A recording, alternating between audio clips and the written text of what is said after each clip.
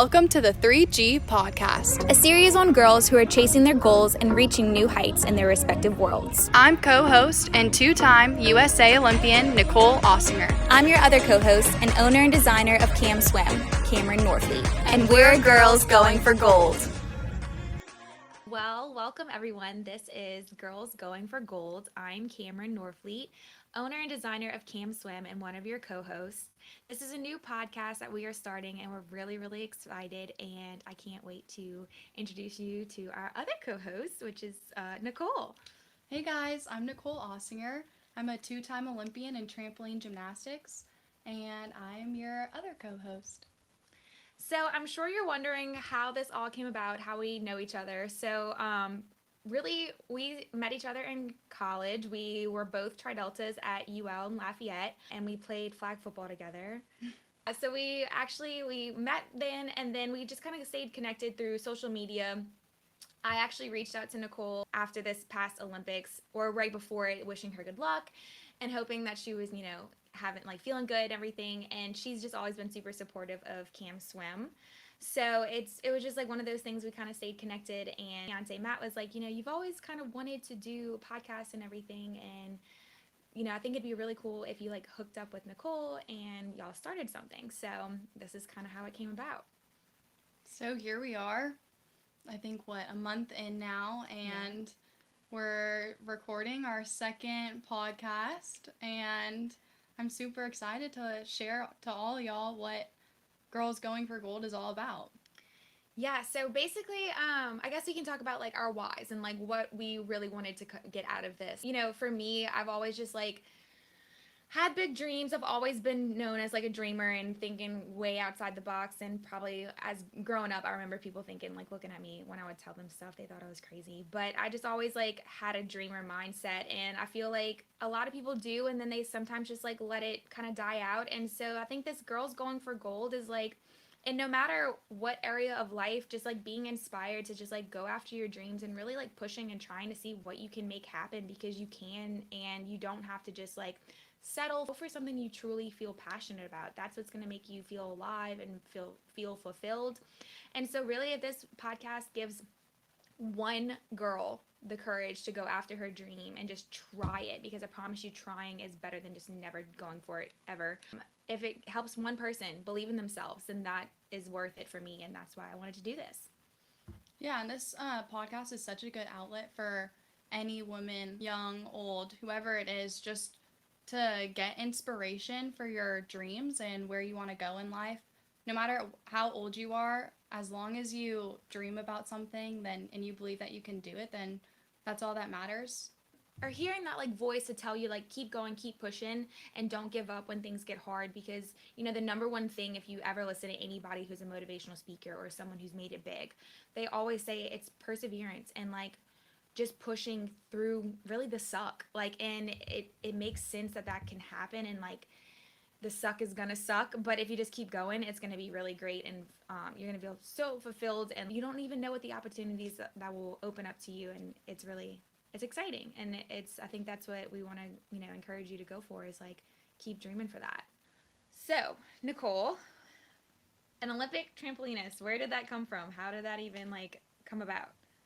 So I started trampoline when I was 3 years old. I'm from San Diego, California, and my dad brought me without my mother's knowledge, and I just fell in love with it immediately. I came home that day screaming, "I'm gonna go to the Olympic Games," and my mother confused, but also looking at me "You're such a cute little girl. Mm-hmm.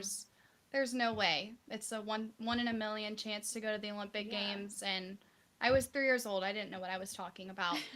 And really, that dream never changed. Mm-hmm. I made the national team when I was 11 years old.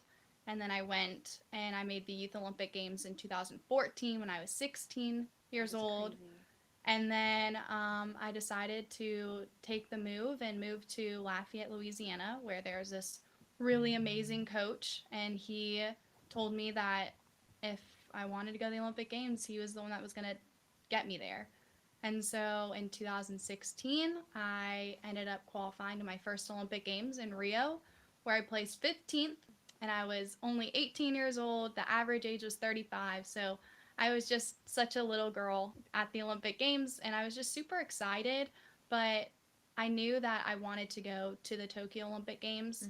My entire life, everybody has told me that I'm slotted for the Tokyo 2020 Olympic Games. Yeah. So I just always knew that that was my dream, and then I decided to train for 4 more years, which ended up being 5 years due to COVID.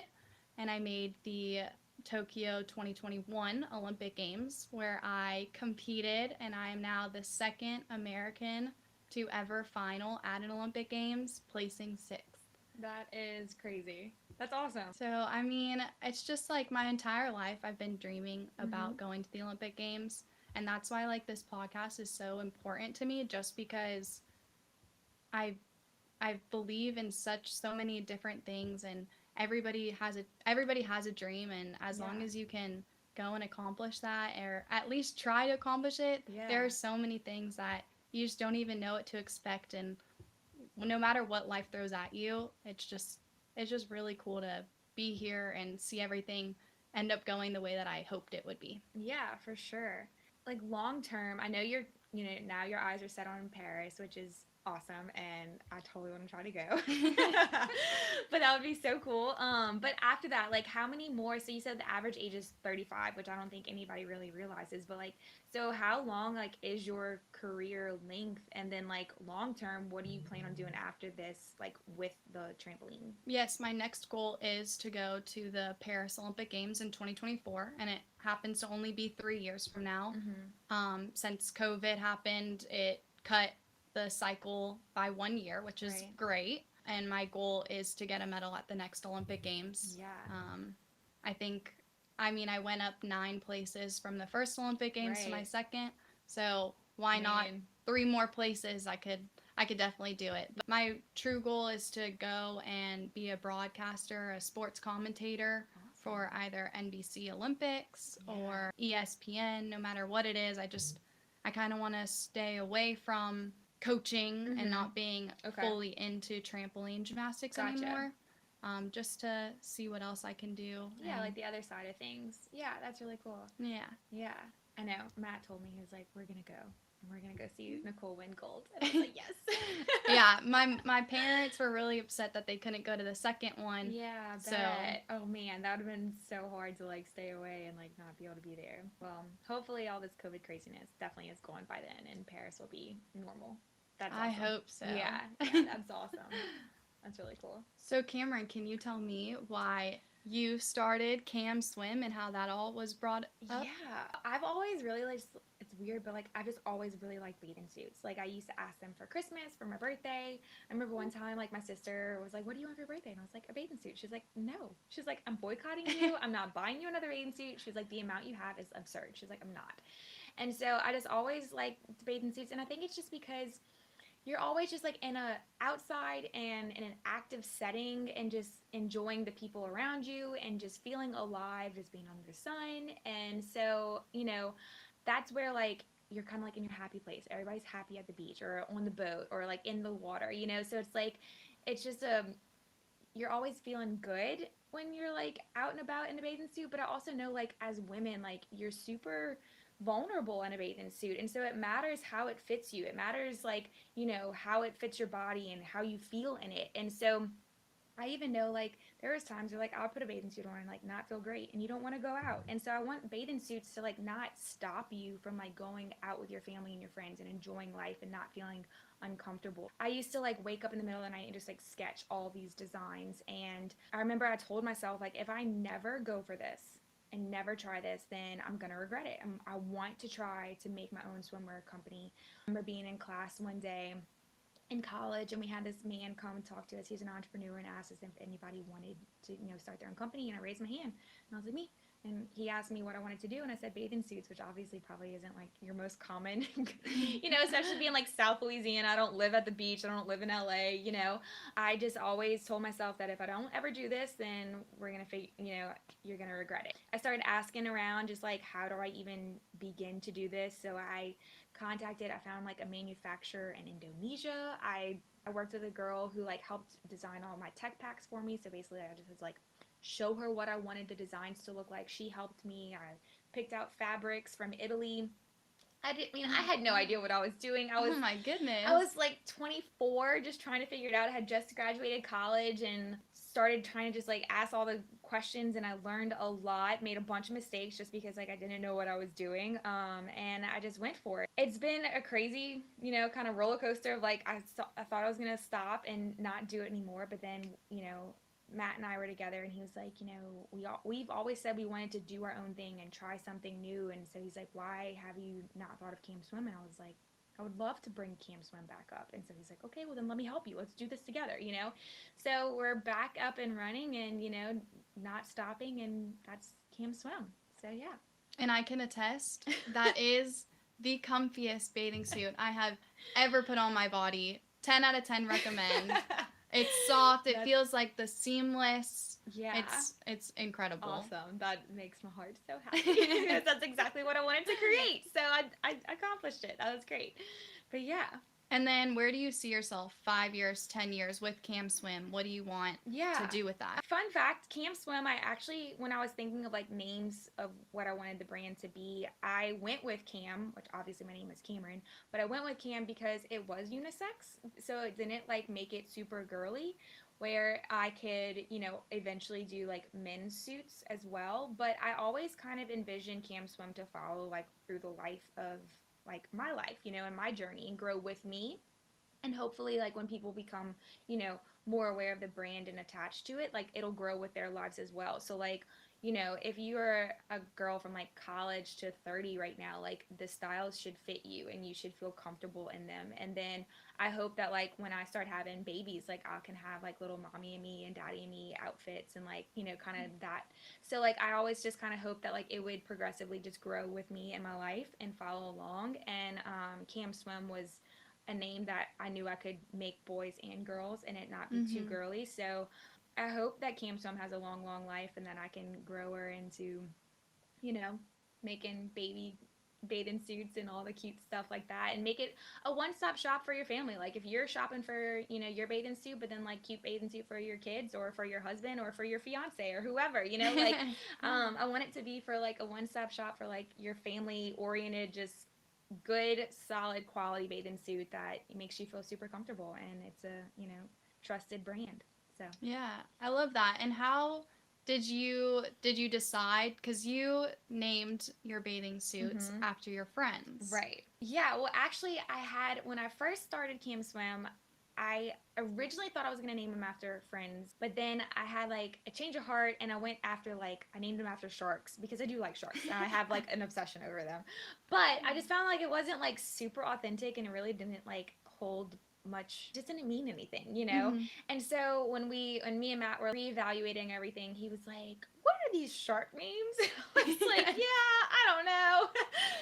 And I was like, well, actually, like the Mako tie top is actually the Gracie top. And I told him how like I named it after Gracie because she was with me one night at my townhouse in Lafayette, basically like stitched and like sewed together the pattern of the Gracie top while she was there, and I called it the Gracie. And so even when I named it the shark top, she was like, no, that's the Gracie top, like never gonna call it the shark top. Weird. So that was how Gracie happened. Then all the other ones just kind of like I would start designing and I would start thinking like, man, this kind of fits my friend Jinsey, this kind of fits my friend Megan, and like so I have a bunch of other people that I already have ideas for and like they're named after them, they just don't know it yet and they're not produced. But yeah, I love that.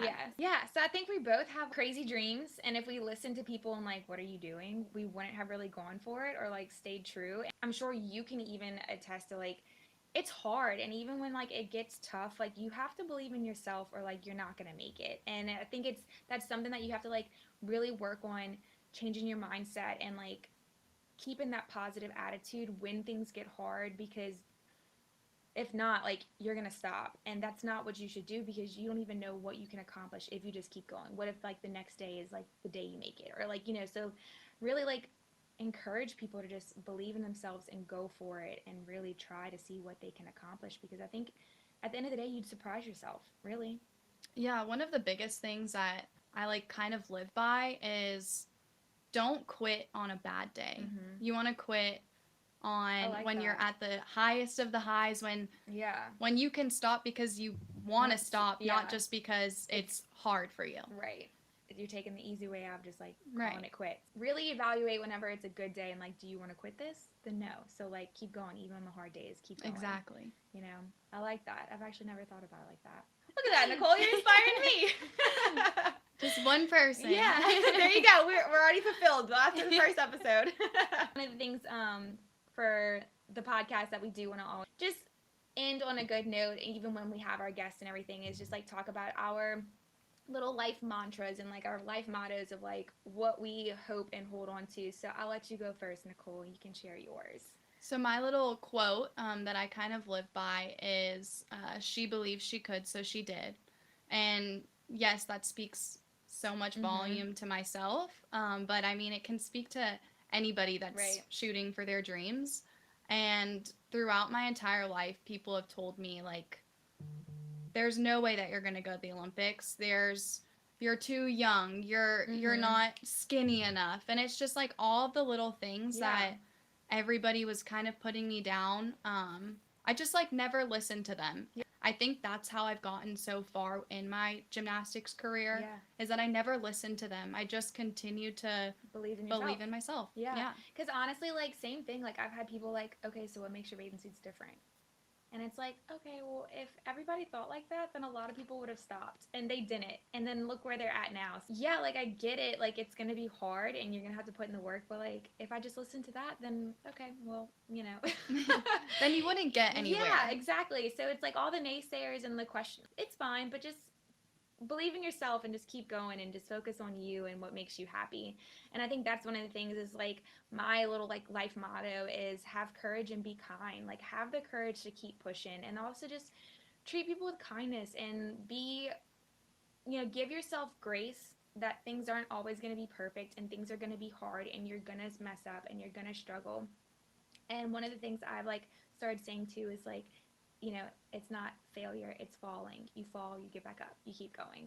And so like having that courage to keep going and keep pushing and believing in yourself, because believing in yourself takes a lot of courage. That's not an easy thing to do. Keep telling yourself you can go. Have that courage, but also I think there's not enough kindness in the world. Giving yourself grace and the people around you. Life's hard and we're all just trying to make it and we're all like rooting for each other. So support everybody, you know, girls support girls. And so, yeah, and you don't know what everyone's going through. As long as you're being nice to everybody and continuing doing what you believe in yourself and what's good for you, then that's all that matters. Exactly. So we hope that this podcast will inspire you to go for your dreams, go for your goals, and, you know, like we said, girls going for gold, and don't stop until you make it. Thanks, everybody, and hope you enjoy the show. Bye. Bye. And that's a wrap for this week's episode of The 3G Podcast.